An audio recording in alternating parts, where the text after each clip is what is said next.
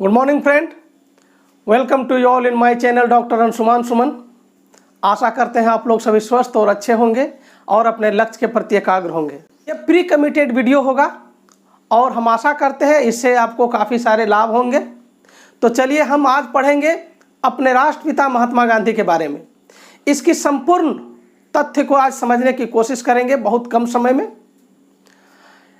यह कहना अतिशयोक्ति नहीं होगा कि किसी भी प्रकार की प्रतियोगिता परीक्षा की बात करें और गांधी जी से प्रश्न नहीं आए, यह हो ही नहीं सकता। इसलिए हम आज बहुत ही महत्वपूर्ण टॉपिक्स को कवर कर रहे हैं और आप लोग भी एकाग्र होकर इस वीडियो को देखिए, यहाँ से आपको फायदा जरूर मिलेगा। तो चलिए हम महात्मा गांधी की व्यक्तिगत जीवन के बारे में पहले जानने की कोशिश करते हैं और उसके बाद हम जानेंगे कि उनके अभियान क्या थे और किस प्रकार से दक्षिण अफ्रीका और भारत में उन्होंने अपने योगदान को दिए। तो चलिए मित्रों, महात्मा गांधी जिनका पूरा नाम मोहनदास करमचंद गांधी था और इनका जन्म 2 अक्टूबर 1869 ईस्वी को पोरबंदर नामक शहर जो कि गुजरात में है और यह एक तटीय शहर है, वहाँ पे हुआ था। इनके पिताजी करमचंद गांधी जो कि राजकोट के दीवान थे और इनकी माता पुतलीबाई थी। मात्र 12 वर्ष के उम्र में गांधी जी की शादी कस्तूरबा गांधी से हो गया और उस समय कस्तूरबा गांधी 13 साल की थी, अर्थात 1 साल जो है गांधी जी से कस्तूरबा गांधी बड़ी थी। मित्रों, अब उनकी जो प्रारंभिक पढ़ाई हुई वो राजकोट से ही प्रारंभ हुई और वे 1887 ईस्वी में मैट्रिक पास किए और उसके बाद वकालत की पढ़ाई के लिए वो लंदन चले गए। 1891 ईस्वी में वकालत की पढ़ाई समाप्त करके वो भारत लौटे और जब उसकी राजनीतिक गुरु के बारे में बात करें तो जिस पर राजनीतिक प्रभाव जिनके कारण उनको पड़ा वो थे गोपाल कृष्ण गोखले। इसके बारे में हम चर्चा करेंगे कि गोपाल कृष्ण गोखले जो थे, जब गांधी जी दक्षिण अफ्रीका में थे तो वहाँ से आने के लिए गोपाल कृष्ण गोखले ने ही निमंत्रण दिया था और जब वो भारत आए तो गोखले की जो सोच था, गोखले का जो विचार था, उनसे गांधी जी प्रभावित हुए और उन्हें राजनीतिक गुरु मान लिए। ठीक है, अगर गुरु की बात की है तो शिष्य की बात करते हैं। गांधी जी की शिष्य अगर प्रमुख शिष्यों में से देखा जाए, सर्वप्रमुख शिष्यों में, तो ये मैडलिन स्लेड थी, जिसको कि भारतीय नाम मीराबेन के रूप में जानते हैं। तो आपको मैडलिन स्लेड या मीराबेन में से कोई रह सकता है। जनरली आपको यहाँ के परीक्षा में मीराबेन मिलेंगे, लेकिन ये क्वेश्चन आपको ट्विस्ट करके पूछा जा सकता है कि मीराबेन कौन थी, तो एक्चुअली वो मैडलिन स्लेड थी, इंग्लैंड की थी। ठीक है, और अब जो है यहाँ से गांधी जी का जीवन की यात्रा प्रारंभ होता है 1893 ईस्वी से। 1893 ईस्वी में उसके पास एक केस आया, अब्दुल्ला का एक मुकदमा आया। अब्दुल्ला का मुकदमा आया, वो भारत के लिए नहीं था, वो दक्षिण अफ्रीका के लिए था। तो महात्मा गांधी जो है वो दक्षिण अफ्रीका गए, किस केस के लिए? अब्दुल्ला के केस के लिए। और मैं आपको बता दूं कि अब्दुल्ला का जो यह केस था, मात्र 2 साल के अंदर ही यह केस का निर्णय हो गया था। लेकिन फिर भी यहाँ यह जानना आवश्यक है कि कई ऐसे परिस्थितियां आए जिससे गांधी जी 21 वर्ष तक दक्षिण अफ्रीका में रहे, लेकिन वो गए थे अब्दुल्ला मुकदमा के केस के लिए। तो चलिए एक एक क्रम में देखते हैं। 1893 ईस्वी में वो गए दक्षिण अफ्रीका और 1894 ईस्वी में उन्होंने नटाल कांग्रेस की स्थापना की। तो स्वाभाविक है ये दक्षिण अफ्रीका में किए होंगे। 1899 ईस्वी में जूलू एवं बोअर पदक मिले। जूलू एवं बोअर पदक वहाँ की सरकार ने गांधी जी को मानवीय कार्य करने के लिए दिया था। जब जूलू युद्ध, बोअर युद्ध इत्यादि हो रहे थे, तब इन्होंने एम्बुलेंस इत्यादि की व्यवस्था करना, युद्ध में घायल लोगों की सेवा करना इत्यादि जैसे काम किए थे, जिससे इनको ये पदक मिला था। तो याद रखना 1899 ईस्वी में जूलू और बोअर पदक कहाँ मिले? दक्षिण अफ्रीका में ही इनको मिले।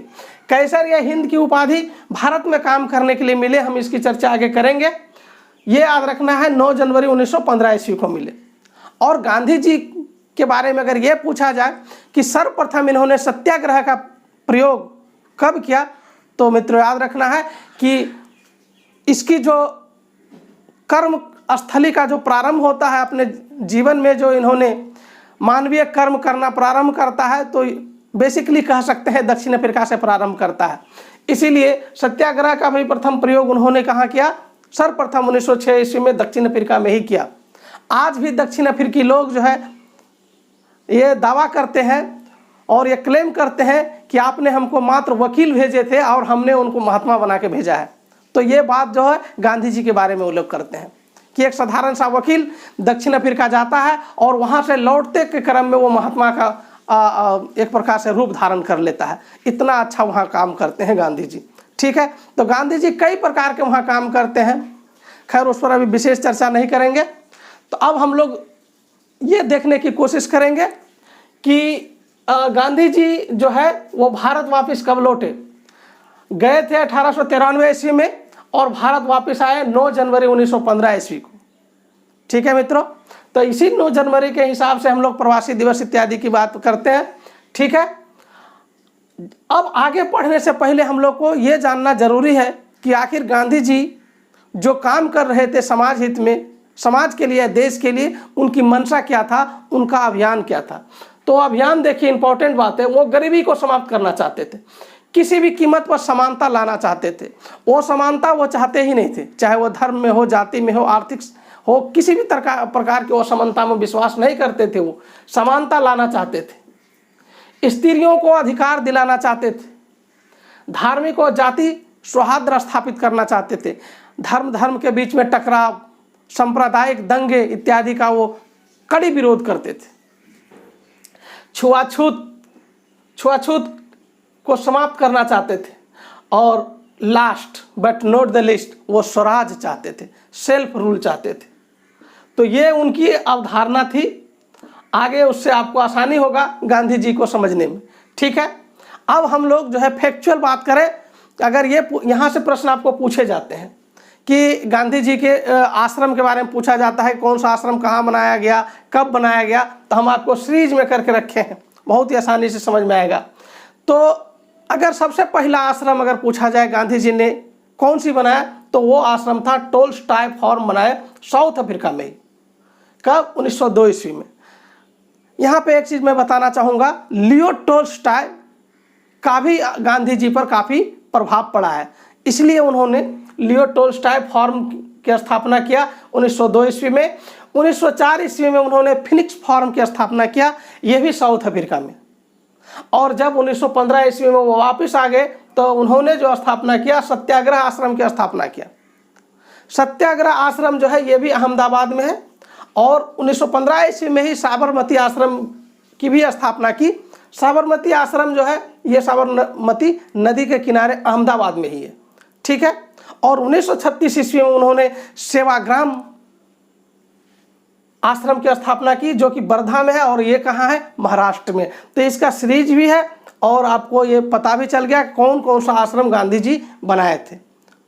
आशा करते हैं आप लोग को अच्छा से समझ में आ रहा होगा। अब आइए उनके प्रमुख समाचार। अभी हम 3 प्रमुख समाचार को लिखे, यहीं से प्रश्न पूछे जाते हैं। तो पहला जो सबसे इम्पोर्टेंट है उनका है इंडियन ओपिनियन। इंडियन ओपिनियन जो समाचार पत्र है वो दक्षिण अफ्रीका में ही निकालना प्रारंभ कर दिए थे 1903 ईस्वी के आसपास। और उसके बाद यंग इंडिया जो कि 1919 ईस्वी में, और हरिजन 1932 ईस्वी में। तो मित्रों हम यहाँ पे आपके लिए ऐसे इस प्रकार से सजाए हैं, यदि क्रम भी पूछे तो आप क्रम को समझ सकते हैं। तो सबसे पहले इंडियन ओपिनियन, उसके बाद यंग इंडिया, उसके बाद हरिजन आएगा। ठीक है, ऐसे हालांकि इसके पहले भी इंडियन ओपिनियन के पहले ही दक्षिण अफ्रीका में ग्रीन पंपलेट करके समाचार पत्र निकाले थे, वो ज़्यादा फेमस नहीं है, तो वो अगर देखा जाएगा सबसे पहले हो जाएगा ग्रीन पंपलेट। तो ठीक है, अभी प्रमुख समाचार पत्र देखें। अब जब प्रमुख समाचार पत्र देख लिए तो अब क्रम में ही हम उनकी कृतियों को देखते हैं, पुस्तकों को देखते हैं, जिसमें सबसे इंपॉर्टेंट है हिंद स्वराज। हिंद स्वराज 1909 ईस्वी में, ये याद रखना है। ठीक है, और दूसरा जो पुस्तक है उनकी वो दक्षिण अफ्रीका में सत्याग्रह। तीसरी पुस्तक है मेरे सपनों का Bharat, India of my dream. और चौथी पुस्तक है ग्राम स्वराज, ग्राम से तो उसको काफ़ी लगाव था, गांव से, गांधी जी को, ठीक है। और पांचवा सबसे जो महत्वपूर्ण है उनकी आत्मकथा है an autobiography, the story of my experiments with truth. आपको जनरली इसका हिंदी में प्रश्न नहीं पूछे जाते हैं, आपको यही लिखे रहते हैं, एक्सपेरिमेंट विथ ट्रूथ, सत्य के साथ प्रयोग। गांधी जी ने ये आत्मकथा लिखी, ये बहुत इंपॉर्टेंट, यहाँ से आपको प्रश्न पूछे जाते हैं बार बार, ठीक है। तो चलिए, तो जिस प्रकार से हम लोग उनका गांधी जी का अभियान देखें, उनके प्रमुख आश्रम को समझे, समाचार पत्र को समझे, उनकी कृतियों को समझे, अब समझते हैं उन्होंने रचनात्मक कार्य क्या किए। रचनात्मक कार्य में वो क्या करते थे, देखिए, ग्राम उत्थान चाहते थे, यानी ग्राम में उद्योग चाहिए, पंचायती राज व्यवस्था की चर्चा करते थे। याद रखें कि हमारे संविधान में पंचायती राज व्यवस्था होना गांधी जी की एक संकल्पना है, ठीक है। तो अनुच्छेद 40 जो है तो गांधी जी की संकल्पना के अधीन आता है, और पंचायती राज जो कि विकेंद्रीकरण के सिद्धांत पर है। उसके बाद इन्होंने देखिए तालीम संघ, गौ रक्षा संघ, कुटीर और खादी उद्योग इत्यादि पर बल दिए, ये इनके रचनात्मक कार्य थे। तो यहाँ से भी प्रश्न पूछे जाते हैं, और सबसे इंपॉर्टेंट यहाँ से प्रश्न पूछे जाते हैं, गांधी जी की कई उपाधियाँ हैं और कई लोगों ने इनके उपाधियों को संबोधन किया है, ये भी प्रश्न पूछे जाते हैं। जैसे महात्मा नामक उपाधि, तो महात्मा पहली बार इनको किसने कहा, बापू किसने कहा, अर्धनग्न फकीर किसने कहा, ठीक है, देशद्रोही किसने कहा, ये सारे हम उपाधियां को हम यहाँ पे लिखे एक करके आपको हम बताएंगे, यहाँ से भी प्रश्न पूछे जाएंगे मित्रों। तो सबसे पहली बात हम महात्मा की बात करते हैं कि गांधी जी को महात्मा किसने कहा। हालांकि आपको विशेष करके ज़्यादातर किताबों में ये लिखा हुआ मिलेगा कि प्रथम बार जो है रविंद्रनाथ टैगोर ने महात्मा गांधी जी को महात्मा कहा था। उन्होंने एक लेट चिट्ठी लिखी थी 1919 ईस्वी में गांधी जी के नाम, किसने, रविंद्रनाथ टैगोर ने, और उसमें उन्होंने गांधी जी को महात्मा गांधी लिखे थे। लेकिन कई इतिहासकार इस बात से अब ये कहे कि इस बात को अब तजब्बो नहीं देते, और उनका मानना है कि महात्मा गांधी जी को महात्मा कहने वाले, प्रथमतः महात्मा कहने वाले व्यक्ति कोई और थे। तो जैसे कोई और थे, जैसे प्राण जीवन मेहता, आप महेश बर्नवाल की किताब को उठा के देखेंगे तो उन्होंने लिखा है कि रविंद्रनाथ टैगोर ने उसको पहली बार महात्मा नहीं कहा, बल्कि प्राण जीवन मेहता ने कहा। उसी प्रकार के कोई इतिहासकार बोलते हैं कि एक वैद्य थे, जीवन राम कालिदास नामक वैद्य, जो 1915 ईस्वी में प्रथमतः उनको महात्मा कहा। कई जगह आपको लिखे हुए मिलेंगे कि श्रद्धानंद ने 1915 में गांधी जी को महात्मा सर्वप्रथम कहा। अभी भी मेरे अनुसार से सबसे ज़्यादा चर्चित और सबसे ज़्यादा विश्वसनीय यही है कि रविंद्रनाथ टैगोर ने महात्मा गांधी को महात्मा की उपाधि दी। हालांकि मित्रों, आपके पास 4 नाम यहाँ पे हैं। आप जब प्री का एग्जाम दे रहे हैं तो आपके पास ऑप्शन रहेगा, वहाँ पे आप देखेंगे, निसंदेह ही ऑप्शन में आपको कन्फ्यूजन नहीं करेगा। तो ये चारों को देख लीजिए। हम अभी भी आर एन टैगोर में टिक लगा सकते हैं, ज़्यादातर लोग आर एन टैगोर को ही मानते हैं, ठीक है। लेकिन फिर भी अगर मान लिया जाए कि आर एन टैगोर ऑप्शन में नहीं है, तो आप इन सब में से चुनने के लिए स्वतंत्र हैं, तब वो सही होंगे, ठीक है। तो चलिए, महात्मा पर हम लोग चर्चा किए। उसी प्रकार से राष्ट्रपिता का बहुत इंटरेस्टिंग स्टोरी है। राष्ट्रपिता जो पहली बार जो है सुभाष चंद्र बोस ने कहा था। सुभाष चंद्र बोस जब रंगून से रेडियो प्रसारित कर रहा था, जब वो आज़ाद हिंद फौज की स्थापना कर चुका था, तब उन्होंने कहा था कि राष्ट्रपिता, आपकी आशीर्वाद हमें ज़रूरत है, आपके आशीर्वाद की हमें ज़रूरत है। तो वहाँ राष्ट्रपिता गांधी जी के बारे में उन्होंने कहा था। तो इसमें कोई जो है समस्या नहीं है, इसमें कोई व्यवधान नहीं है। तो राष्ट्रपिता किसने कहा था ये याद रहेगा, तो आपको सुभाष चंद्र बोस ने कहा था, इनको पहली बार राष्ट्रपिता कहा था। और बापू में भी किसी भी प्रकार का प्रश्न चिन्ह नहीं है। CF Andrews and Jawaharlal Nehru ने गांधी जी को बापू कहा, ठीक है। और ये जो देशद्रोही फकीर या अर्धनग्न फकीर, ये विंस्टन चर्चिल, जो कि ब्रिटेन के प्रधानमंत्री थे, उन्होंने कहा था। ये द्वितीय गोलमेज सम्मेलन में जब भाग लेने गया था, तो उस समय कहा था, हम द्वितीय गोलमेज सम्मेलन की बात आगे करेंगे। तो ये याद रखना है कि देशद्रोही फकीर या अर्धनग्न फकीर किसने कहा था, चर्चिल ने कहा था। और वन मैन बाउंड्री फोर्स नामक उपाधि भी दिया गया इनको। ये उपाधि माउंटबेटन ने दिया था। ठीक है। और उसके बाद एक और उपाधि, जो विशेष उपाधि के बारे में हम लोग देखते हैं कि भिखारियों का राजा, पंडित मदन मोहन मालवीय ने गांधी जी को भिखारियों का राजा कहा था। हालांकि अन्य कई उपाधियां इनको है, लेकिन खास करके यहाँ से प्रश्न पूछे जाते हैं, इनको मैं यहाँ पे रख दिया हूँ। तो मित्रों, जो खास कार्य थे गांधी जी की और जो व्यक्तिगत जीवन थे गांधी जी के, उनके बारे में हम चर्चा कर चुके हैं। और अब जो सबसे महत्वपूर्ण और इम्पोर्टेंट है, भारतीय स्वतंत्रता संग्राम में गांधी जी का योगदान क्या रहा, उसको देखेंगे हम। यहाँ से आप बहुत एकाग्र होकर के सुनिए, बहुत ही सारे प्रश्न का यहाँ पे समाधान होगा, डायरेक्ट और इनडायरेक्ट दोनों वे में। हम क्रोनोलॉजी में गांधी जी के स्वतंत्रता संग्राम में कार्य को शॉर्ट में लिखे हैं।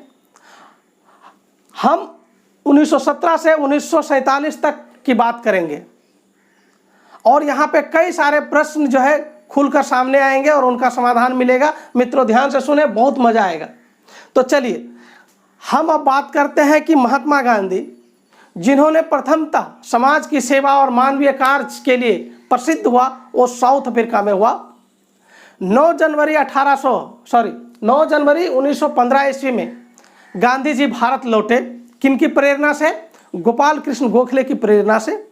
और जब वो भारत में लौटे तो स्वाभाविक बात है कि जिस समय वो लौटे तो गोपाल कृष्ण गोखले कांग्रेस में एक बहुत ही नामी व्यक्ति था। मतलब ये कहे कि उनका बहुत ही प्रभाव था कांग्रेस में गोपाल कृष्ण गोखले का। स्वाभाविक ही था, अपने राजनीतिक गुरु के कदमों पर उन्होंने कांग्रेस में ज्वाइन किया और भारत का भ्रमण किया ताकि वो भारत को समझ सके। और इसी क्रम में पहली बार भारतीय स्वतंत्रता संग्राम में कार्य करने का उसको मौका उस समय मिला जब बिहार के एक व्यक्ति राजकुमार शुक्ल ने इसको आमंत्रण किया कि आप चंपारण आए और वहाँ के किसानों की स्थिति और दशा को देखें और उनसे मुक्ति दिलाएं। तब यूं कहें कि भारतीय राजनीति में इनका प्रादुर्भाव प्रारंभ हुआ। तो कहाँ से हुआ? चंपारण से हुआ। तो मित्रों, हम सत्याग्रह का यदि बात करें तो प्रथमतः इन्होंने सत्याग्रह का प्रयोग दक्षिण अफ्रीका में किया था। लेकिन यदि ये क्वेश्चन पूछा जाए कि भारत में सर्वप्रथम सत्याग्रह महात्मा गांधी ने कहाँ प्रयोग किया, तो ये किया 1917 ईस्वी में चंपारण में सत्याग्रह प्रारंभ किया। अब एकदम क्रिस्टल क्लियर हो रहा है आप लोग को। देखिए, यहाँ से प्रारंभ हुआ गांधी जी का योगदान भारत में। तो सर्वप्रथम उन्होंने क्या किया? 1917 ईस्वी में चंपारण सत्याग्रह प्रारंभ किए। वहाँ थोड़ा सा भी शॉर्ट में बताएंगे कि वहाँ 3 कठिया प्रथा प्रणाली चल रहा था। 3 कठिया प्रणाली आने की 20 कट्ठे में 3 कट्ठा की खेती, नील की खेती होना था। और नील्हे लोग किसानों पर काफ़ी जो है अत्याचार करते थे, जोर जबरदस्ती करते थे, आए दिन टैक्स भी बढ़ा देते थे, जिससे कि किसानों की स्थिति बद से बदतर हो गया था। तो चंपारण सत्याग्रह, जिसमें कि महात्मा गांधी ने बहुत ही अहम भूमिका निभाया और इस 3 कठिया प्रथा को समाप्त करने में बहुत ही महत्वपूर्ण योगदान दिया। यूं कहें कि चंपारण सत्याग्रह गांधी जी का सफल हुआ। ठीक है। उसके बाद हम लोग आते हैं 1918 ईस्वी में उन्होंने अहमदाबाद मिल मजदूरों का आंदोलन किया। वहाँ पे मजदूरों के साथ जो है अन्याय हो रहा था। गांधी जी ने जीवन में पहली बार अनशन यहाँ से प्रारंभ किया। ये याद रखिएगा, अनशन। अगर भारत में अगर अनशन पूछे, सबसे पहले अनशन कहाँ हुआ, गांधी जी ने कब किया? तो 1918 ईस्वी में पहली बार अनशन किया गांधी जी ने अहमदाबाद मिल मजदूरों के संदर्भ में। तो देखिए, अब प्रश्न भी क्लियर हो रहे हैं और समझ भी आ रहा है। 1918 ईस्वी में ही खेड़ा आंदोलन को इन्होंने नेतृत्व किया। यह खेड़ा आंदोलन जो है, सरदार वल्लभ भाई पटेल भी इसमें शामिल थे। और अगर यहाँ पे एक बात करें कि प्रथम पूर्ण रूप से किसान आंदोलन कौन था, तो यह खेड़ा आंदोलन था। ठीक है। तो हर किसी चीज का हम एक विशेषता बता रहे हैं, उसको समझने की कोशिश करें। 1918 ईस्वी में ही इसको एक उपाधि मिला, रिक्रूटमेंट सार्जेंट। ये क्या रिक्रूटमेंट मतलब होता है नियुक्ति करने वाला सार्जेंट की उपाधि इसको अंग्रेजी सरकार ने दिया। मित्रों यहाँ पे मैं बताना चाहूँगा ये उपाधि इनको इसलिए मिला कि ये जो समय था ये प्रथम विश्व युद्ध का समय था और अंग्रेजी सरकार को बड़े पैमाने पर सैनिकों की ज़रूरत था। और जब गांधी जी दक्षिण अफ्रीका से लौटे तो इनसे गांधी जी से अनुरोध किया गया कि भारतीय लोगों को फौज में शामिल होने के लिए प्रेरित करें ताकि विश्व युद्ध को अच्छी तरह से लड़ा जा सके। और गांधी जी ने किया भी है, ऐसा ही किया। बड़े पैमाने पर भारतीय सैनिकों की नियुक्ति किया जिससे कि अंग्रेजी सरकार खुश होकर गांधी जी को रिक्रूट सार्जेंट की उपाधि दिया और यहीं पे कैसर-ए-हिंद की भी उपाधि इसको मिला। याद रखिएगा कैसर-ए-हिंद की उपाधि 1920 ईस्वी में 1919-20 के आसपास में गांधी जी त्याग दिए थे जलियांवाला बाग हत्याकांड के बाद। ठीक है, तो ये याद रखना है, दो उपाधि रिक्रूट सार्जेंट एवं कैसर-ए-हिंद की उपाधि जो है 1918 ईस्वी में गांधी जी को मिला। 1919 ईस्वी में खिलाफत आंदोलन का समर्थन किया, यहाँ तक कि खिलाफत आंदोलन का ये अध्यक्ष भी बना। इन शॉर्ट हम बताना चाहते हैं खिलाफत आंदोलन क्या था। मित्रों, प्रथम विश्व युद्ध में तुर्की भी हिस्सेदार था, मतलब तुर्की भी युद्ध लड़ रहा था और वादा किया गया था मित्र राष्ट्रों के द्वारा यदि तुर्की हारता भी है तो खलीफा का जो सम्मान बचाए रखा जाएगा। लेकिन ऐसा नहीं हुआ। जब मित्र राष्ट्र जीता तो तुर्की को छिन्न भिन्न कर दिया गया, जिससे दुनिया के जितने भी मुसलमान थे उनको यह अपमान महसूस हुआ और इसी के विरोध में भारत में भी खिलाफत आंदोलन प्रारंभ हुआ। यानी कि मित्र राष्ट्र में इंग्लैंड भी थे तो इनका विरोध प्रारंभ हुआ और गांधी जी ने खिलाफत आंदोलन का समर्थन किया। यूं कहें तो गांधी जी का जो राजनीतिक पैठ था, जो सोच था, परिस्थितियों को समझने की जो ताकत था वो अद्भुत था। तो अभी तक जो हिंदू और मुस्लिम में एक प्रकार से सौहार्द में दूरी था, आए दिन दंगा होते थे, उन सब को एक झटके में समाप्त कर दिया खिलाफत आंदोलन को समर्थन करके। तो खैर हम मेंस के हिसाब से जब पढ़ेंगे तब हम इसमें विस्तार से बात करेंगे, लेकिन आप लोग को यह आइडिया आ गया होगा। खिलाफत को अपमानित किया गया था वहाँ, चूँकि दुनिया के सभी मुसलमान खलीफा को अपना गुरु मानते हैं, अपना विशेष मानते हैं, इसीलिए स्वाभाविक था उनका यहाँ पे विरोध होता और जिसमें गांधी जी ने क्या क्या समर्थन किया। ठीक है मित्रों, उसके बाद 1919 ईस्वी में ही एक और घटना हम देखेंगे कि 18 मार्च, ये डेट याद रखिएगा, यहाँ से प्रश्न पूछे जाएंगे आपको। 18 मार्च 1919 ईस्वी को रॉलेट एक्ट लेकर आया जिसको काला कानून कहा गया। इसी को काला कानून कहा जाता है। नो वकील नो दलील इसी कानून के लिए कहा जाता है। ठीक है, तो रॉलेट एक्ट एक प्रकार से ऐसा था कि बिना मुकदमा किए आपको गिरफ्तार किया जा सकता था, जिससे पूरे भारत में विरोध हुआ और खास करके पंजाब के एरिया में बहुत ज़्यादा विरोध हुआ। सत्यपाल और सैफुद्दीन किचलू को इसी क्रम में गिरफ्तार कर लिया गया और जब उन दोनों को गिरफ्तार कर लिया गया तो शांतिपूर्ण से लोगों ने एक बैठक किया जलियांवाला बाग में विरोध प्रदर्शन हेतु, और ये जो हुआ तो ये बहुत ही भीषण मतलब हत्याकांड के रूप में बदल गया। जनरल डायर ने निहत्थे लोगों पर गोलियां बरसाया और लगभग 500 लोगों की तो स्पॉट मृत्यु माना जाता है इस हत्याकांड में हो गया था। ये इसका डेट डायरेक्ट पूछते हैं, ऐसे जनरल डायर भी इनसे पूछा जाएगा। तो जनरल डायर याद रखना है, जनरल ओ डायर नहीं है, ध्यान देना है यहाँ पे। जनरल ओ डायर से कंफ्यूज नहीं होना, सीधा जनरल डायर है, इस पर हम विशेष बात कर रहे हैं। यहाँ से लोग कंफ्यूज कर जाते हैं, जनरल ओ डायर नहीं, जनरल डायर ने गोली चलाने की आज्ञा दी थी। जनरल ओ डायर की हत्या उधम सिंह ने किया था लंदन में जाकर। ठीक है, तो 13 अप्रैल 1919 ईस्वी को यह घटना हुआ था, जलियांवाला बाग हत्याकांड। और जब जलियांवाला बाग हत्याकांड को गांधी जी ने देखा तब अंग्रेजी सरकार से जो उनका भ्रम टूट गया अभी तक अंग्रेजी सरकार के लिए वो सैनिक नियुक्त कर रहे थे, कैसर ये हिंद की उपाधि मिला था। ये सारे चीज़ जो है अंग्रेजी सरकार का पोल खोल दिया, जलियांवाला बाग हत्याकांड। तब गांधी जी ने उनको कहा कि अंग्रेजी सरकार सरकार नहीं, ये शैतान की सरकार है। उन्होंने अंग्रेजी सरकार को शैतान कहा, ठीक है, और खिलाफत आंदोलन का उन्होंने समर्थन किया।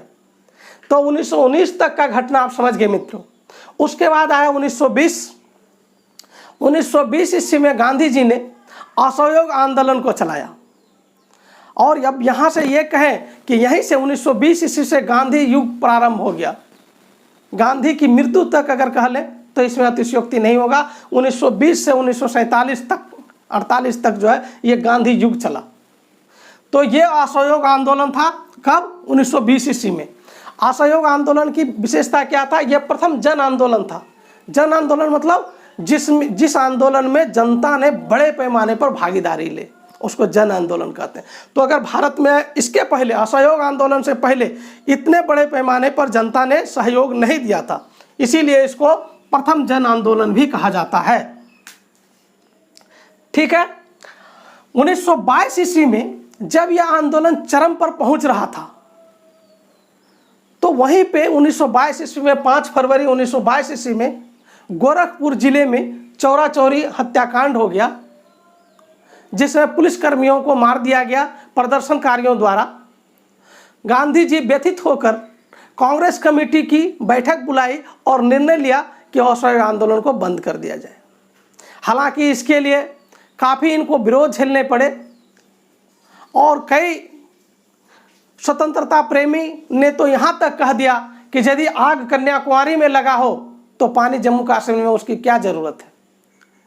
तो चाहे जो भी हो, तमाम परिस्थितियों को देखते हुए गांधी जी ने जिस रास्ते को उन्होंने अपनाया था, सत्य और अहिंसा, उससे जैसे ही पटरी से लोग उतरे तो उन्होंने असहयोग आंदोलन को बंद कर दिया।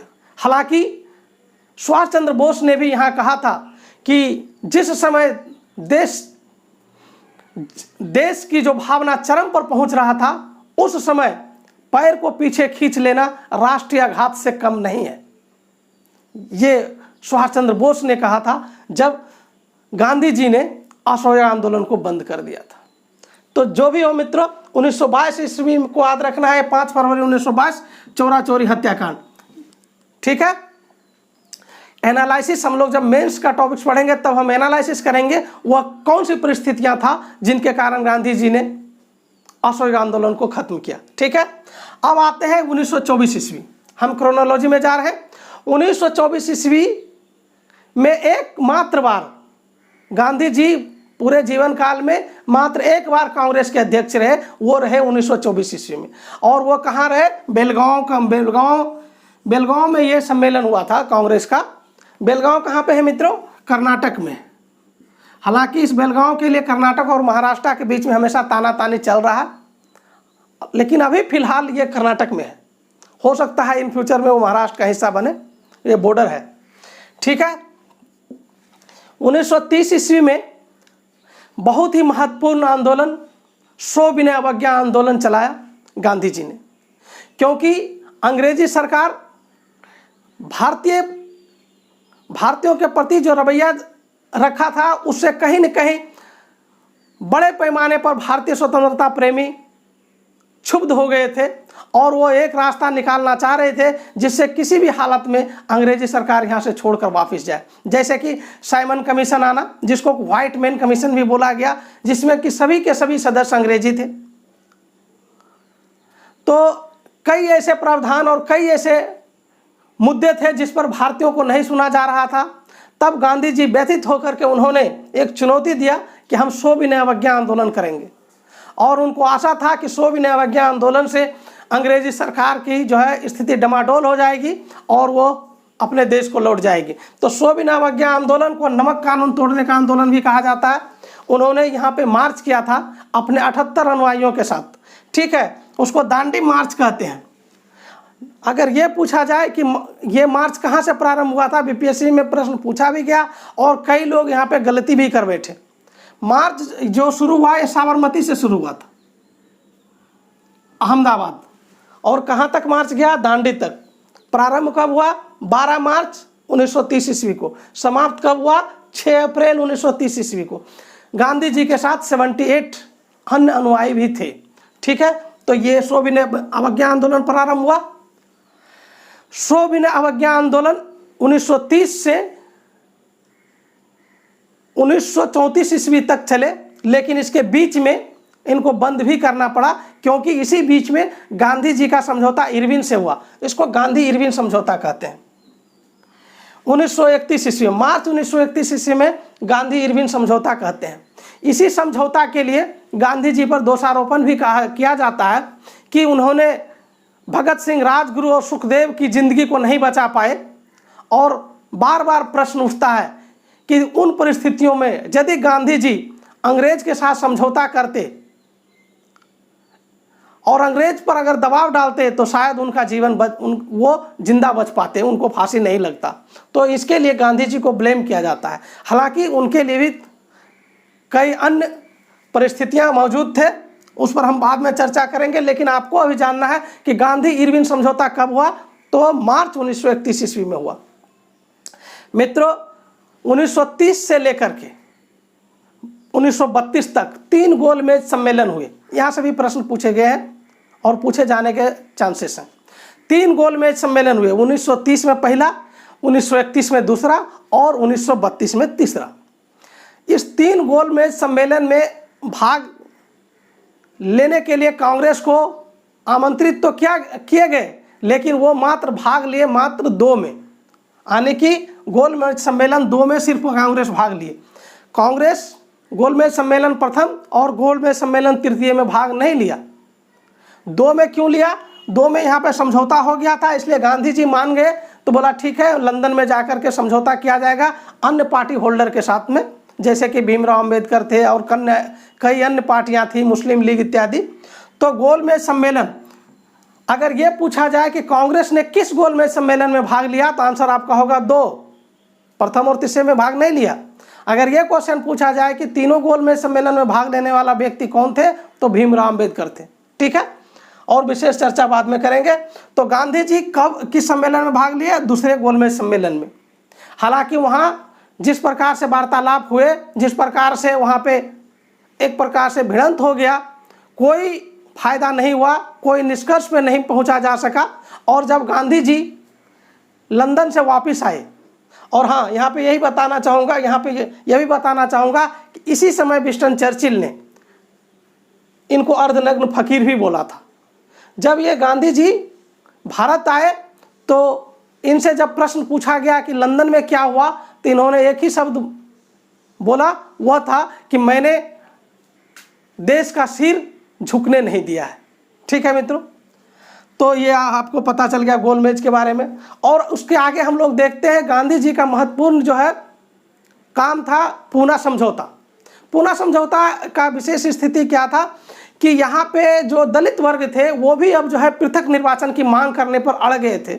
और ऐसे में ही गांधी जी किसी भी सूरत में नहीं चाहते थे कि हमारा दलित संप्रदाय जो है हिंदुओं से अलग हो। तो उन्होंने अनशन पर बैठ गए और तब जाकर के भीमराव अंबेडकर को उनके साथ बात करना पड़ा और उनके लिए सीट बढ़ा दी गई, लेकिन पृथक निर्वाचन की अवधारणा को खत्म कर दिया गया। तो पूना पैक्ट बहुत इंपॉर्टेंट है। ठीक है, यहाँ से भी प्रश्न पूछे जाएंगे कि पूना पैक्ट कब हुआ? तो 1932 ईस्वी में हुआ। किसके साथ हुआ? अंबेडकर के साथ हुआ। क्यों हुआ? कि वो पृथक निर्वाचन मांगना चाहते थे। परिणाम क्या हुआ? उनकी सीट की संख्या तो बढ़ा दिया गया, लेकिन पृथक निर्वाचन को नहीं हो ऐसा भीमराव अंबेडकर मान गए। ठीक है, आगे 1932 ईस्वी के बाद हम 1940 ईस्वी पर आएंगे। 1940 ईस्वी में गांधी जी ने व्यक्तिगत सत्याग्रह प्रारंभ किया। यहाँ से आपको पूछे जाते हैं कि पहला व्यक्तिगत सत्याग्रही कौन थे? तो पहला थे विनोबा भावे और दूसरा थे जवाहरलाल नेहरू। ठीक है, अब उनके आगे आते हैं तो हम लोग पढ़ेंगे अगस्त क्रांति, 8 अगस्त 1942 ईस्वी को, भारत छोड़ो आंदोलन। और इस आंदोलन में गांधी जी ने एक मंत्र दिया जिसका नाम था करो या मरो का मंत्र दिया। ठीक है, हालांकि यहाँ पे तत्क्षण गांधी जी गिरफ्तार हो गए, लेकिन भारत छोड़ो आंदोलन का प्रभाव बहुत ही दूरगामी रहा और मात्र 5 साल के अंदर अंदर देश को स्वतंत्रता मिल गई। आप ये समझ सकते हैं इसका बहुत ही महत्वपूर्ण प्रभाव था।